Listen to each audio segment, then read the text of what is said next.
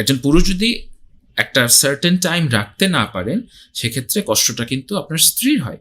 আচ্ছা, এই যে আমরা বলছি যে কতক্ষণ আসলে রাখা উচিত বা কতক্ষণ রাখা যেতে পারে, এটার ইন্টারন্যাশনাল স্ট্যান্ডার্ডটা বলা হয় যে 2 থেকে 6 মিনিট।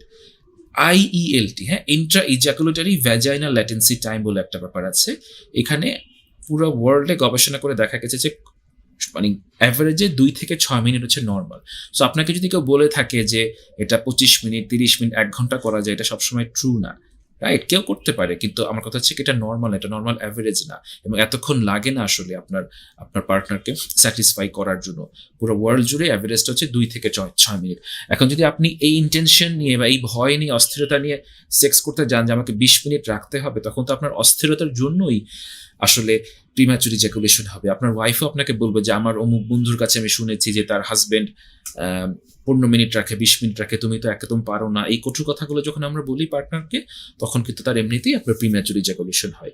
সো আমাদেরকে বুঝতে হবে, বোথ হাজবেন্ড ওয়াইফকে, যে আমরা অপর পক্ষকে খুশি করার জন্য আমরা হচ্ছে গিয়ে সেক্সুয়াল অ্যাক্টিভিটিটা করব। হ্যাঁ, বাই প্রোডাক্টে আমিও হয়তো প্লেজার পাবো, বাট আমার ফান্ডামেন্টালি চিন্তা করতে হবে যে আমি আমার অপর পক্ষকে খুশি করার জন্য করব। প্রিম্যাচুর ইজাকুলেশনে আর যে জিনিসটা আপনারা পুরুষ হিসেবে করবেন এবং স্ত্রী হিসেবে করবেন, সেটা হলো গিয়ে যাদের হয়ে থাকে তারা হচ্ছে 2টা কন্ডোম পরবেন। হ্যাঁ, ছেলেরা 2টা কন্ডোম বা একটা খুব থিক কন্ডোম পরবেন। এবং আপনি যে জিনিসটা করবেন, আপনি কন্ডোমটা পরার আগে কিছু ফোর প্লে করবেন। এই ফোর প্লে করার সময়, ফোর প্লেটা 5 থেকে 10 মিনিট, এবং 5 থেকে 10 মিনিট ফোর প্লে করার সময় আপনারা খেয়াল রাখবেন যে আপনার পেনিস যেন কোনো স্পর্শ না পায়, কোনো আপনি হাত দিয়ে ধরবেন না বা স্ত্রীও হাত দিয়ে ধরবেন না, বা এটা যেন কোনো জায়গায় কোনো স্পর্শ না পায়, কোনো ঘর্ষণ না হয়, রাইট? কেন এটা খুব হাইপার সেন্সিটিভ থাকে, তো তখন তো তাদের প্রবলেম হয়ে যায়।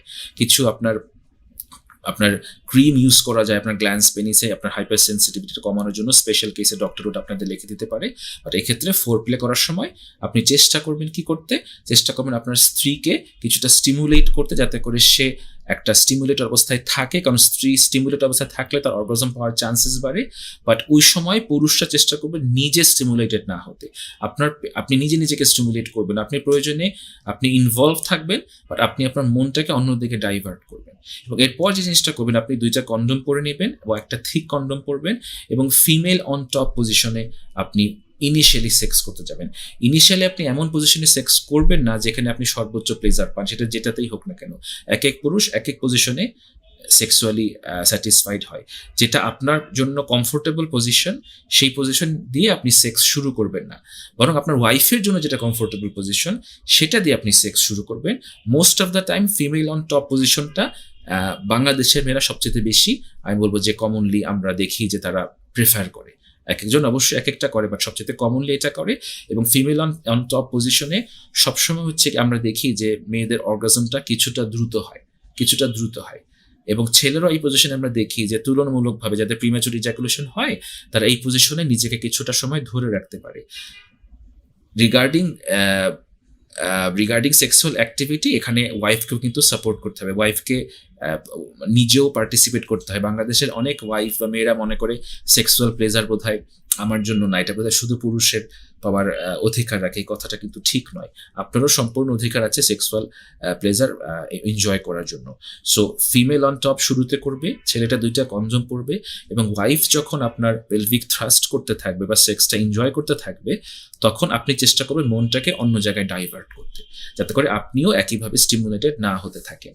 এবং এতে করে আমাদের ধারণা যে আপনার 2 থেকে 6 মিনিটের মধ্যে আপনার ওয়াইফের অর্গাজমটা হয়ে যাবে। মেয়েরা এক্ষেত্রে যেটা করবে, তারা নিজস্ব একটু চেষ্টা করতে হবে। কারো একটা মেয়ে যদি নিজে চেষ্টা করে, সে কিন্তু বুঝে যাবে যে কোন জায়গাটায় তার অর্গাজমটা হচ্ছে, কোন জায়গায় তার ক্লাইটোরিসটা ফ্রিকশন হচ্ছে। কারো একটু হয়তো সামনে আগালে হয়, কারো হয়তো একটু পিছিয়ে আগালে হয়। একটা মেয়ে কিন্তু একবার যখন একটা পজিশনে অভ্যস্ত হয়ে যায়, সে কিন্তু নিজে বুঝে যেতে পারে যে কোথায় কখন কিভাবে হলে আমার সেক্সটা আমার জন্য হয়ে যাচ্ছে। এখানে মেয়েদেরকে সম্পূর্ণ পার্টিসিপেট করতে হবে। এটা ভাবলে হবে না যে আমি আমার হাজবেন্ডকে শুধু করবো, এখানে আমার কোনো সেক্স পাওয়ার কোনো অধিকার নেই, ঠিক আছে?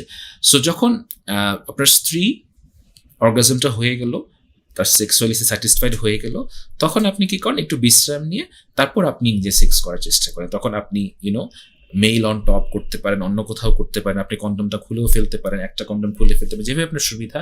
এবং তারপর দেখেন আপনার কিন্তু অ্যাংজাইটিটা চলে যাচ্ছে। আপনি কিন্তু জানেন এখন যে আমার ওয়াইফ স্যাটিসফাইড, সো আমার এখন কোনো অ্যাংজাইটি নাই, কোনো কিছু চিন্তা করতে হবে না। এবং এরপরে যদি আপনার প্রিম্যাচুর ইজাকুলেশন হয় ওটা কিন্তু কোনো সমস্যা না। কারণ আমি যেটা বললাম, একটা ছেলের যদি ভ্যাজাইনার বাইরেও ইজাকুলেশন হয় বা খুব দ্রুত হয়, তার তো ইজাকুলেশন হলেই অর্গাজমটা হয়ে যাচ্ছে। সো এখানে টাইমটা কোনো ইম্পর্টেন্ট জিনিস না, অ্যাজ লং অ্যাজ আপনার ওয়াইফ স্যাটিসফাইড হয়ে গেছে। বাট আপনি ওয়াইফকে আগে স্যাটিসফাই করেন, এবং এমন পজিশন প্রথমে করেন না যেটাতে আপনি ওভার স্টিমুলেটেড হন। ওয়াইফ বা আপনি নিজের পেনিস ধরবেন না, পেনিস যেন আপনার বিছানার সাথেও না লাগে, কোনো ঘর্ষণ বা ফ্রিকশন যেন না হয়, এতে করে স্টিমুলেশনটা কমে যাবে। 2টা কন্ডোম পড়লে কি হবে, আপনার পেনিসে যে ওভার স্টিমুলেশন বা হাইপার সেন্সিটিভিটি এটা কমে যাবে, এবং আপনার প্রিম্যাচুর হওয়ার চান্সটাও কমে যাবে। এভাবে আমরা ইনিশিয়ালি কিন্তু জিনিসটা করতে পারি, ঠিক আছে। এরপর আরো যে 2টা টেকনিক আছে, সেটা হলো, একটাকে বলা হয় স্টার্ট অ্যান্ড স্টপ টেকনিক, এবং একটা হচ্ছে squeeze technique. So start and stop টেকনিকে আমরা কি করতে পারি, যে যখন আমরা সেক্স করব, হ্যাঁ, আমার ছেলেটা সেক্স করছে, এবং হচ্ছে গিয়ে আপনি বুঝতেছেন যে মোটামুটি 20-30 সেকেন্ডের মধ্যে আপনার ইজাকুলেশন হয়ে যাবে, আপনি ব্রেনে সে মানে ইয়েটা পাচ্ছেন, সেন্সেশনটা পাচ্ছেন, তখন আপনি পেনিসটা বের করে আনবেন ভ্যাজাইনা থেকে। বের করে এনে 1 মিনিট বা 2 মিনিট আপনি বাইরে রাখবেন, এবং যখন সেন্সেশনটা আবার চলে যাবে, তারপর আবার আপনি ভ্যাজাইনাতে প্রবেশ করলেন, এবং এভাবে 2 থেকে 3 বার আপনি করবেন। যতবার আপনার এরকম সেন্সেশন আসবে, আপনি বের করে নিয়ে আসবেন এবং 1-2 মিনিট ওয়েট করে আবার করবেন। এতে করে হবে কি, আপনার কন্ট্রোলটা অনেক বাড়বে, কনফিডেন্সটা বাড়বে যে না, আমি রাখতে পারছি, আস্তে আস্তে কন্ট্রোলটা বাড়বে। এটা হচ্ছে start and stop technique. Squeeze টেকনিকই একইভাবে, আপনি যখন সেক্স করছেন, তখন আপনি যদি দেখেন যে আর 20-30 সেকেন্ডের মধ্যে আপনার এখন ইজাকুলেশনটা হয়ে যাবে, তখন আপনি পেনিসটা বের করে আনবেন, এবং আপনার স্ত্রী আপনার পেনিসটাকে আপনার এরকম হাত দিয়ে এভাবে হচ্ছে আপনার গ্রিপ করে ধরবে, হ্যাঁ, এভাবে গ্রিপ করে ধরবে, স্কুইজ করবে, খুব জোরে না, মানে মাঝারি মানের স্কুইজ করবে, এবং এতে করে তার সেন্সেশনটা চলে যাবে উইদিন 5-10 সেকেন্ড। তারপরে কি করবে, তখন আবার সে আসলে সেক্স করতে দিবে, এবং সেক্স করতে নেওয়ার পর আবারও যখন এরকম 20-30 সেকেন্ডের মধ্যে সেন্সেশন আসা শুরু করে, আবারও পেনিসটা বের করে স্ত্রী তার ডান হাত দিয়ে এভাবে আপনার স্কুইজ করে ধরবে, খুব জোরে ধরবেন, এবং এভাবে তার সেন্সেশনটা চলে যাবে। এরকম যদি আমরা 3-4 বার করতে পারি, তখন তার কন্ট্রোল পাওয়ারটা আস্তে আস্তে স্ট্যাবলিশ হতে থাকে। এই 2টা পদ্ধতি আপনার খুব কাজে লাগে আপনার প্রিম্যাচুর ইজাকুলেশন এবং তার কন্ট্রোলটাকে বাড়ানোর জন্য। এগুলো হচ্ছে সেক্সুয়াল টেকনিক, ঠিক আছে। এবার আমরা সাইকোলজিক্যাল টেকনিকে যাবো। সাইকোলজিক্যাল টেকনিকের মধ্যে প্রথম হচ্ছে সেক্স থেরাপি। সেক্স থেরাপির অনেক ধরন আছে, বাট একজন লাইসেন্সড সেক্সোলজিস্ট বা একজন সাইকোলজি যিনি সেক্স থেরাপিতে এক্সপার্ট, তিনি আপনাকে এই জায়গাগুলোতে গাইড করতে পারবে। এটা একটা কমপ্লিকেটেড থেরাপি, বাট এটা খুব ভালো কাজ করে যাদের এই স্বাভাবিক জিনিসগুলা কাজ করে না। আমি যে কথাগুলো বলছি, উপদেশ দিচ্ছি, আপনাদের 90% মানুষের এটাতেই কাজ হয়ে যাবে। 10% মানুষের কাজ হবে না, তাদের কিন্তু সেক্স থেরাপি নিতে হয়। সেক্স থেরাপির পাশাপাশি কাপল থেরাপি নিতে হয়, কারণ অনেক সময় আমরা বলেছি দাম্পত্য কলহ থাকতে পারে, এবং দাম্পত্য কলহ থাকলে কিন্তু আপনাদের মধ্যে সেক্সুয়াল প্রবলেম হবে। অনেকের কগনিটিভ বিহেভিয়ার থেরাপি লাগে, কেন? কারণ অনেকের কনফিডেন্স কম থাকে, অনেকে মনেই করে যে আমি পারবো না, আমাকে দিয়ে হবে না, আমি কিছুই পারি না।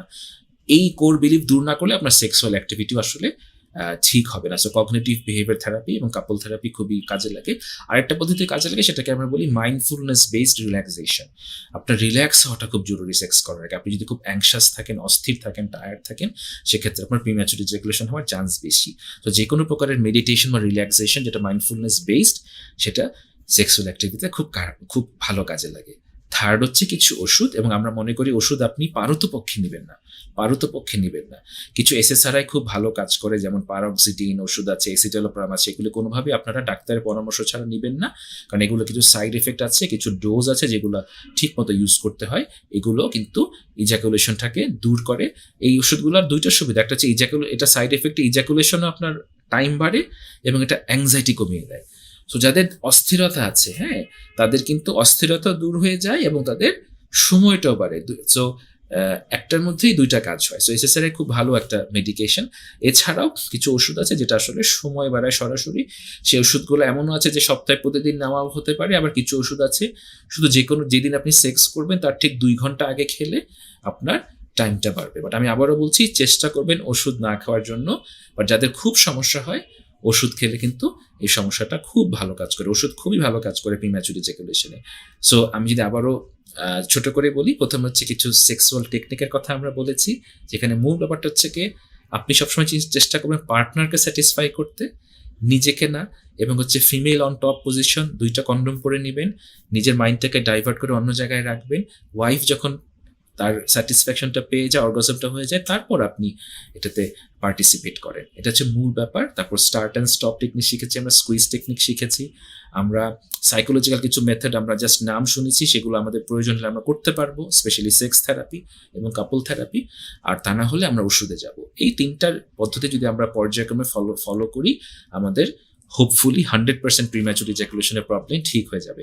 আপনার প্রিম্যাচুর ইজাকুলেশন নিয়ে যেটা আপনারা করবেন না স্বামী স্ত্রী, যাদের নতুন বিয়ে হয়েছে, কোনো কারণে 1 রাত 2 রাত হয়তো আপনার হাজব্যান্ড হয়তো প্রিম্যাচুর ইজাকুলেশন করে ফেলেছে। আমি অনেকগুলো কেস দেখেছি এরকম, যে স্ত্রী গিয়ে তার মা বাবাকে বলছে যে আমার হাজব্যান্ড আসলে সেক্সুয়ালি অক্ষম, এবং বাবা মাও হয়তো এটাকে খুব খারাপভাবে সবার কাছে প্রচার করেছে, ছেলেটা আরো অ্যাংশাস হয়ে গেছে, বিবাহ ভেঙে গেছে। আমরা এরকম দেখেছি বেশ কয়েকটা, একটা দুটা না, অনেকগুলো আমরা কিন্তু এরকম কেস দেখেছি। এরকম করবেন না। এগুলো সবই সেক্সুয়াল মিসকনসেপশনের জন্য হয়, অস্থিরতার জন্য হয়, এবং আমরা সেক্স জিনিসটাকে অনেক ফ্যান্টাসাইজ করি আজকাল, এটার কারণে হয়। আপনারা খারাপ মুভি, খারাপ মেথডস আপনারা কম ইউজ করবেন, বা না করলে সবচেয়ে ভালো হয়। মাস্টারবেশন, পর্নোগ্রাফি, এগুলো থেকে আপনারা দূরে থাকার চেষ্টা করেন। আপনারা একটা স্বাভাবিক মানুষ, একটা স্বাভাবিক প্রাণী যেভাবে সেক্সুয়াল অ্যাক্টিভিটি করে, সেভাবে যদি আপনারা রেগুলার বেসিসে করতে পারেন, হোপফুলি 100% সেক্সুয়াল সমস্যা আসলে ঠিক হয়ে যাবে। এই ভিডিওটা যদি আপনাদের কাজে লেগে থাকে, আপনারা একটু আপনাদের ফ্রেন্ডস অ্যান্ড ফ্যামিলিকে দিবেন, যাতে তারা এটা দেখে তাদের নিজস্ব সেক্সুয়াল লাইফটাকে ইমপ্রুভ করতে পারে, তাদের বন্ধনটা আরো মজবুত করতে পারে। এখানে সংকোচ বা লজ্জার কিছুই নেই। এবং আপনি যদি মনে করেন ভিডিওগুলো আপনাদের সাহায্য করছে, আপনারা একটু কষ্ট করে আমার ইউটিউব পেজটাতে সাবস্ক্রাইব করবেন।